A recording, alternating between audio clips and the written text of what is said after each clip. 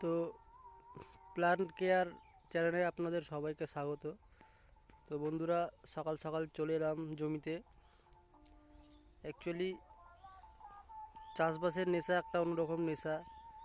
কখন সকাল হবে, কখন মাঠে যাব, এই চলে এসেছি মাঠে।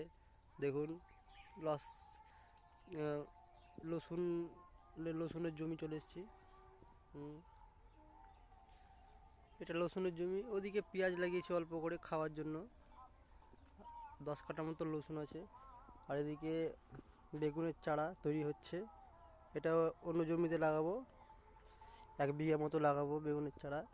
এই বেগুনের চারাটি হলো চক্র 422। চারা হয়ে এসছে কম বেশি, আর সপ্তাহ সাত সাত সাত 7 দিনের মধ্যেই মাল ধরা পড়ে যাবে, মানে চারা হয়ে যাবে। আর এদিকে আলু আলু আলু গাছ বেরাচ্ছে, দুটো একটা করে। এই যে আলুর গাছ, এই যে আলুর গাছ বেরাচ্ছে, এই যে আলুর গাছ। আলু লাগিয়েছি 5 কাঠা মতো, এই যে লাগিয়েছি এত দূর। এদিকে রসুন, কলা বাগান, এই যে কলা বাগান, এই যে কলা বাগান। তো এই হচ্ছে আমাদের পেঁয়াজের জমি। এই যে পেঁয়াজ খুব একটা ভালো হয়নি, কারণ একটা জিনিস বুঝতে পারছি না, আপনারা হয়তো জানেন কি না, যদি জেনে থাকেন তো কমেন্ট বক্সে জানাবেন।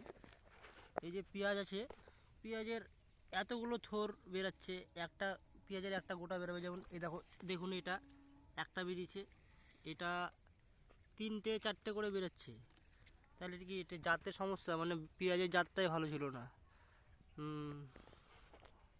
ওটাই ওটাই সব থেকে মেন বিষয় যেটা হচ্ছে, আমি একজন চাষি, আমি আমার নিজের ট্র্যাক্টরের দিয়ে জমি চাষ করি। এই যে আমার ট্র্যাক্টর, বয়স 10 বছর হয়ে গেছে।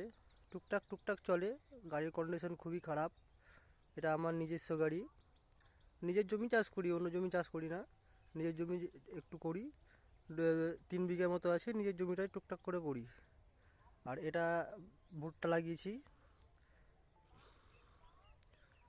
আর এই যে